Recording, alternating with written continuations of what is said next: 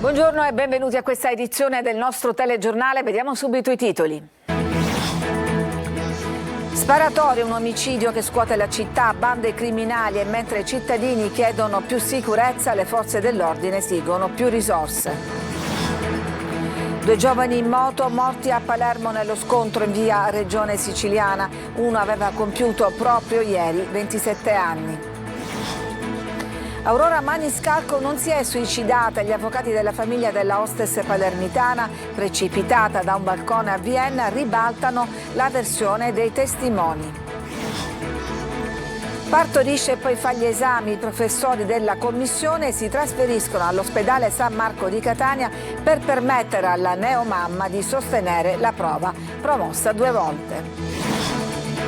Un corriere con la droga fermato a Messina, 30 kg di marijuana sequestrata a Catania. È un blitz della polizia tra i push di San Giovanni Galermo che scopre droga nascosta anche tra i giocattoli. Il caro prezzi esaspera i cittadini e allontana i turisti a Siracusa. Tante le denunce social sugli scontrini pazzi. La mia vita è un film, il concerto di Orietta Berti incanta Favara tra successi e nuove hit. Calcio, si chiude il mercato estivo, a corner il direttore sportivo del Catania Pastore, tanti acquisti e un monte ingaggi più basso. Abbiamo centrato gli obiettivi, innesti anche a Trapani e a Siracusa.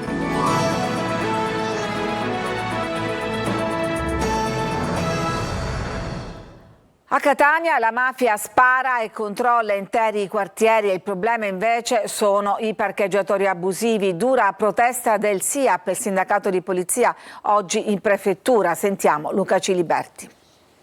Sparatorie quasi quotidiane, un omicidio che scuote la città, bande criminali che seminano paura e mentre i cittadini chiedono più sicurezza, le forze dell'ordine sono lasciate senza risorse. La prevalenza delle clan mafiosi sul controllo delle piazze di spaccio o della distribuzione del racket delle estorsioni è evidente.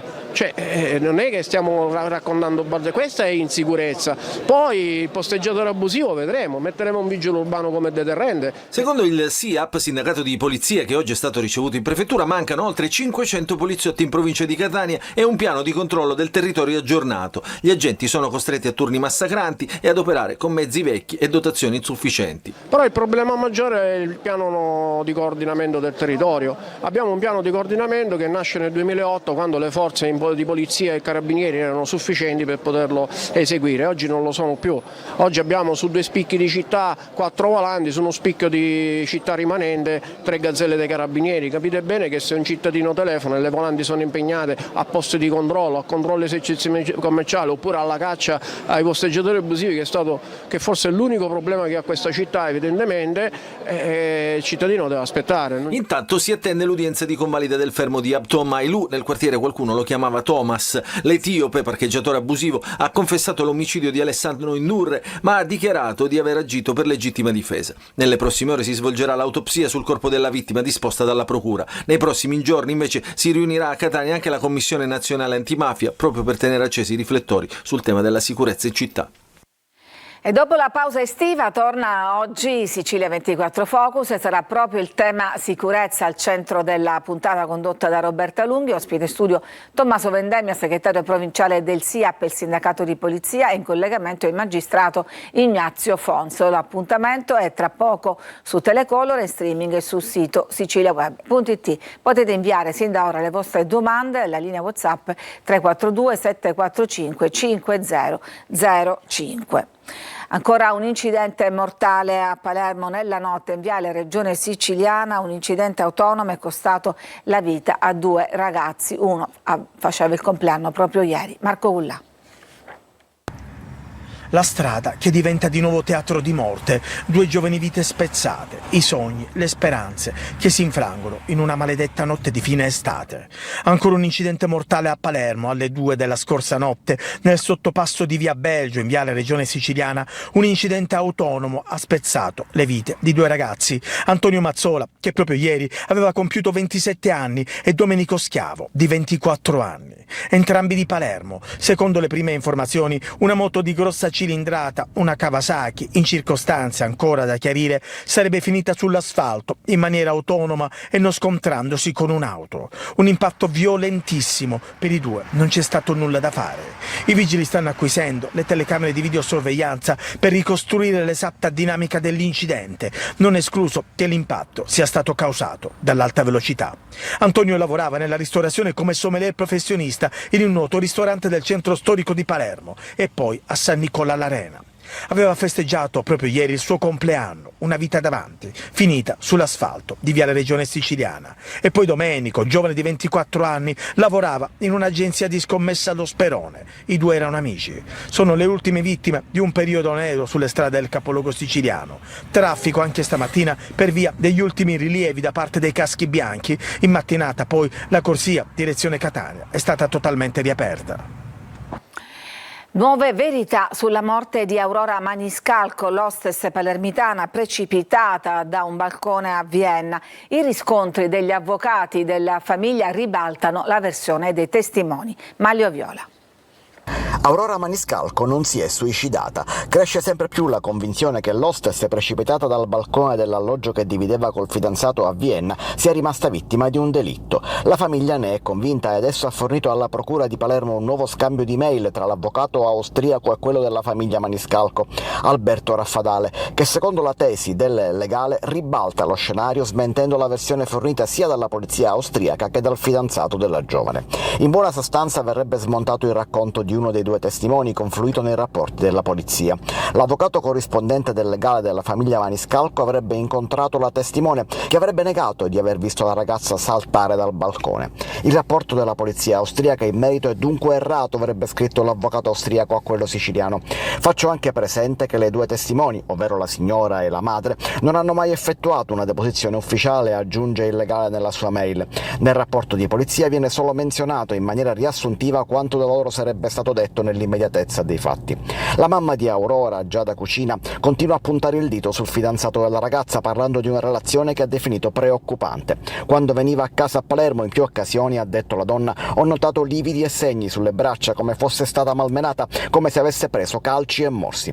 Alla luce di ciò chiede di considerare in modo diverso le abrasioni trovate sul corpo della ragazza, che non sarebbero soltanto sul braccio sinistro ma anche sul fianco scendendo verso la gamba, particolare questo che potrebbe far pensare che sia stata trascinata per terra prima della caduta dal balcone. Torniamo a Catania. Il giorno dell'esame coincide con quello del parto e allora i professori si trasferiscono in corsia all'ospedale San Marco per permettere alla neomamma Laura di sostenere la prova, promossa poi in tutte e due le prove importanti della vita. Un turbinio di emozioni, a parte insomma la nascita di mio figlio, che è stato un parto abbastanza complicato, poi riuscire a fare l'esame è stato, non me lo aspettavo, ecco. Doppio esame per Laura, il primo per la sua professione, il secondo forse il più importante della sua vita. La 33enne avrebbe dovuto sostenere la prova concorsuale per l'accesso al corso di specializzazione per insegnanti di sostegno, lo stesso giorno in cui era previsto il suo parto. Non avrei mai potuto recarmi a fare la prova, ecco, direttamente lì all'università. Per cui tra un dolore e l'altro e insomma un pianto e l'altro avevo rinunciato.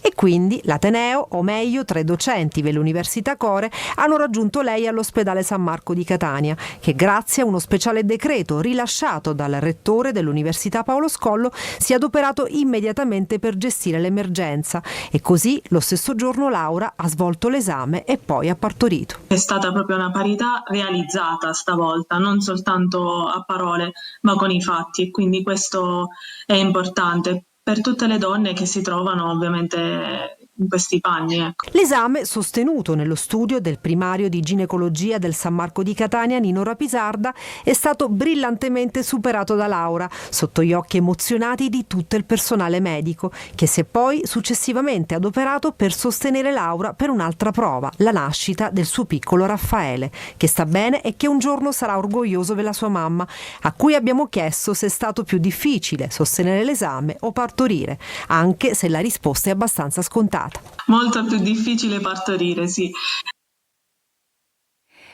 E torniamo alla cronaca con tanta droga che circola nelle città siciliane. 2 sequestri oggi fra Messina e Catania. Armi e droga all'interno di un garage di via Antonio Cagnoni e la scoperta che i carabinieri del nucleo operativo della compagnia di Piazza Dante hanno fatto seguendo gli indizi che portavano ad un 62enne di Catania già noto alle forze dell'ordine e arrestato per detenzione illegale di arma da fuoco clandestina e sostanze stupefacenti.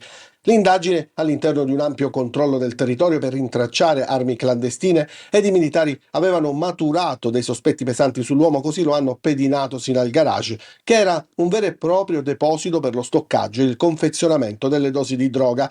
All'interno di bidoni di plastica normalmente usati per il trasporto di capperi erano infatti custoditi oltre 30 kg di marijuana, già suddivisi in più di 30 buste da circa 1 chilo ciascuna, pronte per l'immissione sul mercato. Durante la perquisizione i militari hanno anche ritrovato una pistola semiautomatica calibro 9 con matricola a brasa, caricatore inserito e colpo in canna. Accanto all'arma erano nascosti 2 silenziatori e 21 cartucce calibro 380. Le stime degli investigatori, la droga sequestrata, se immessa sul mercato al dettaglio, avrebbe fruttato oltre 300.000 euro. Grosso sequestro di droga anche a Messina. Sullo stretto i carabinieri del nucleo radiomobile, durante un controllo agli imbarcaderi in un'auto sbarcata da un traghetto proveniente da Villa San Giovanni, hanno trovato 2 kg di hashish suddivisi in 20 paletti e un altro involucro con oltre 500 grammi di cocaina. Arrestato un 25enne per spaccio di droga. Dagli accertamenti effettuati, dal quantitativo sequestrato, sarebbe stato possibile ricavare migliaia di dosi da vendere sulle piazze di spaccio della città. Un altro blitz antidroga c'è stato ieri a Catania, in via Capopazzolo e in via Ustica. Davanti ad una cinquantina di poliziotti le porte blindate di alcune case sono state immediatamente chiuse dall'interno, mentre sentinelle e pusher hanno tentato la fuga dai tetti. Grazie ai cani antidroga è stato possibile trovare stupefacente nascosto nei posti più vari, negli impianti elettrici, dietro finte mattonelle, nelle cassette postali, nel vano contatorio e persino tra i giocattoli. Complessivamente è stato trovato e sequestrato oltre 1 chilo tra marijuana e cocaina per un totale di 1.500 dosi che avrebbero fruttato sul mercato circa 20.000 euro. È stata trovata anche una pistola. Un cadavere recuperato e un altro che potrebbe essere disperso, secondo il racconto dei 51 migranti sopravvissuti e salvati da Guardia di Finanza e dalla Guardia Costiera. Sentiamo Orazio Longo. Stavolta è toccato a un bengalese. Il suo corpo è stato ritrovato dai militari della Guardia di Finanza e della Guardia Costiera durante il soccorso di un barcone di appena 10 metri, con a bordo complessivamente 51 migranti. L'ennesima vittima del mare, della speranza, della disperazione, nel tentativo di fuggire da paesi in guerra e da situazioni dove i diritti sono spesso completamente calpestati. L'uomo potrebbe essere morto per le inalazioni di idrocarburi.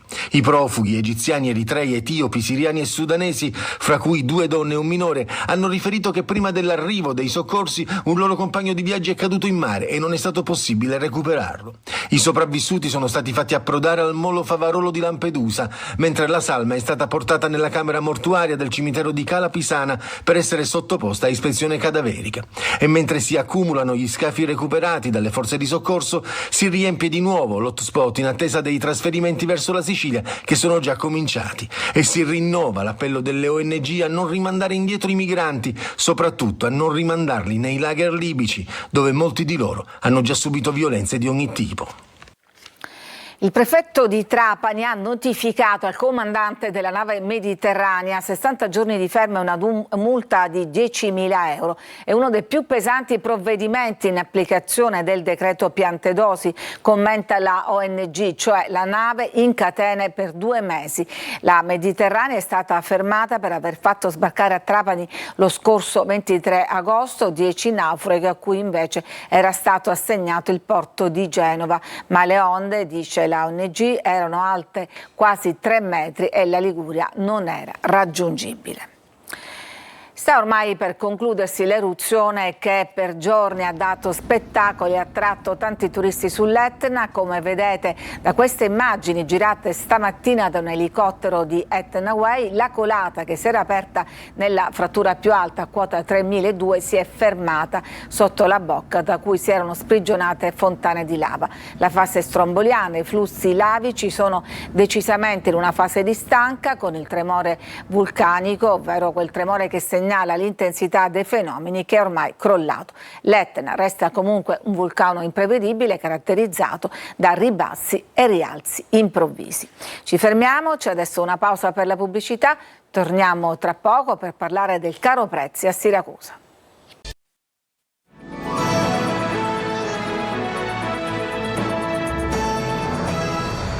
Bilanci di fine vacanze a Siracusa, il caro prezzi esaspera i residenti e allontana i turisti. Sentiamo Francesco Aloi.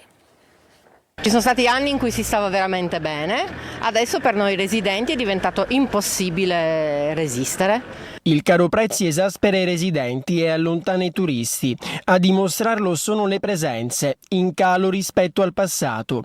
Aumenti che, come ci dicono i residenti, a Ortigia diventano più evidenti. Allora, diciamo che i prezzi stanno livellando rispetto al restante della Sicilia. Sulle spese alimentari, caffè, pasta, farina, le cose di prima necessità. Sicuramente i prezzi sono orientati a quelli di turismo. Diversi gli scontrini pazzi che in questi mesi hanno fatto il giro dei social. Chi lavora nel settore della ristorazione risponde così. Ma non è che siano tanto esorbitanti i prezzi. Ad esempio granita con brioche, quanto costa? Granita con brioche costa 5 euro qua, ma siamo di fronte a Piazza Duomo. Che personalmente ho comprato un cannolo 2,50 in un paesino, con tutto rispetto, ma io il mio cannolo qua lo vendo 2,50 con un affitto molto ma molto più caro perché siamo a Ortigia. Facendo un giro tra i locali però non troviamo prezzi esagerati. Credo che sia un po' sulla norma rispetto ai prezzi nazionali. Non mi sembra, anzi alcune cose avevano un buon prezzo rispetto a quello che si vede in giro. Eppure, secondo il comitato dei residenti, il caro prezzi a Ortigia c'è. Un bar e un altro all'interno di Ortigia ci sono differenze di prezzo che non capiamo, sino al 70% in più a parità di prodotto e di esercizio. E intanto il centro storico è sempre più invivibile, tra caos, parcheggi e pochi controlli. E adesso un appello, un ragazzino di 11 anni, Angelo, è scomparso da casa nella zona di Picanello, eccolo, lo vedete in questa foto, è scomparso appunto a Catania, non si hanno sue notizie dalle 7 di ieri sera, indossava pantaloncini blu, maglietta bianca, scarpette da tennis bianche con strisce blu. La mamma, originaria del Mauritius, chiede a chiunque avesse notizie o lo dovesse incontrare di contattare il 112. Favara ha accolto ieri Orietta Berti, la cantante emiliana con oltre 60 anni di carriera, ha incantato Piazza Cavour con il concerto La mia vita è un film. Sentiamo Davide Sardo. Cosa mai ci sarà dietro un grande amore? Una piazza gremita, un pubblico in visibilio. Favara ha accolto una delle voci più amate della musica italiana, Orietta Berti.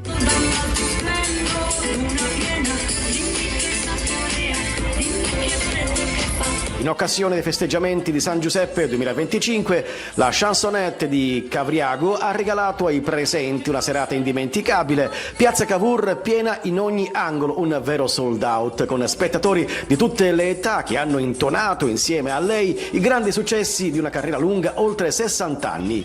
Dal repertorio degli anni 60 e 70 fino alle recenti collaborazioni con Fedez e Rovazzi, un viaggio musicale tra nostalgia e attualità.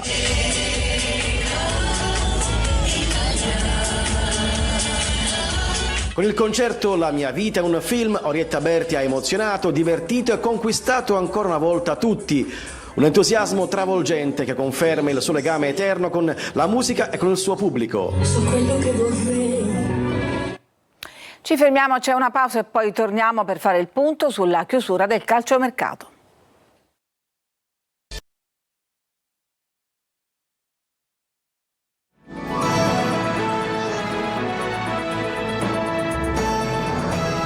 Siamo alla pagina sportiva, ieri si è chiuso il calciomercato, vediamo il bilancio che ne fa il direttore sportivo del Catania, Pastore, che ne ha parlato ieri a Corner. Sentiamo Marco Carli.